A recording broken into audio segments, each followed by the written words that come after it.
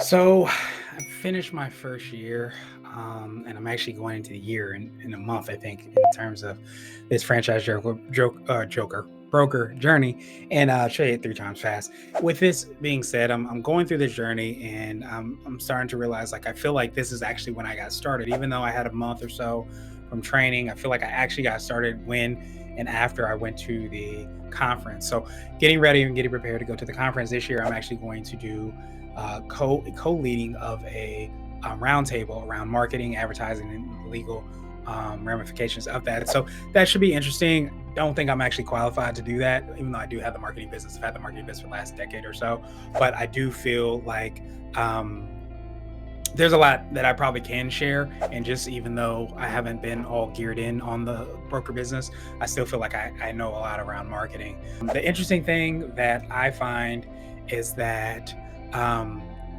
as I gone through this year, like some of the things that I reflect on, things that I learned, one of the big things is that you don't have to go all the way in. And I think that's one of the biggest misconceptions is that, I was told kind of in the beginning that you need to go all in. So I actually tried to go all in. I feel like I went too much in, where I wasn't running a marathon. I feel like I just went out and sprinted. And with me sprinting and trying to sprint in other places as well too, in other businesses, I feel like I ran out of gas probably around the first 6 months or so. So I feel like from maybe May till probably the end of the summer, I kind of stepped off the gas, and I recalibrated. But if I had jumped in that time machine and go back, I'll probably tell myself to just to gradually ease into it. You want to do this. You know, there's going to be something that's going to be important. You think it's in perfect alignment with who you are. You just want to be a lot more refined with who you're targeting. And I think that's the big thing that I've taken away from the marketing, the experimentation, and some of the things that I've done. I probably have done maybe a handful of different ways to kind of market this business. And I think, funny enough, I feel like the most referrals and opportunities actually come from different places. So I've gotten leads. I have quality candidates still, even though it's really hard to get a hold of from Google Ads. I had two. I had one that verbally told me he was going to move forward, but it didn't end up working out for financial reasons, I think, more than anything else. But I think he's still going to hold on doing that. And another person that also gave me the green light actually earlier this week that he was going to move forward. Both those came from Facebook.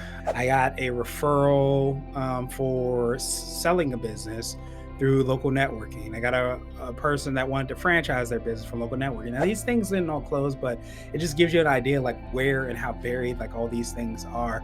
But I really believe that if you're in LinkedIn as well too, I also have another candidate that's going through the process from LinkedIn.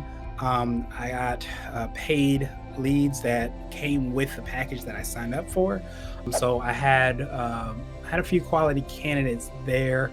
I don't know if they got really far. Another one that came from Facebook. So I would say out of all of them, Facebook probably actually and Meta has actually generated the most opportunities that kind of went further than the others. So yeah, that tells you a lot around what you maybe should do. But this is me just like manually spending time there. So I think between LinkedIn and maybe Facebook, those might be the two big things I want to lean into. And of course, the networking, because I'm going to continue doing that. But I just think it's really interesting to kind of see. Especially for this business because it's high ticket sales. So a lot of times you just have to close one or two, three deals, and it can change your entire life, honestly. Just with the amount of revenue that can come in potentially on what the size of those deals are and what they look like. So that's where I think me coming in, it was just like, let me have as many conversations as I can have. Why I do think it's valuable to do that because I think it's important to kind of get the reps, and I wanted to do that, and I don't think you can replace that. I think that you can do that in a more, depending on how you approach it, a more maybe inexpensive way.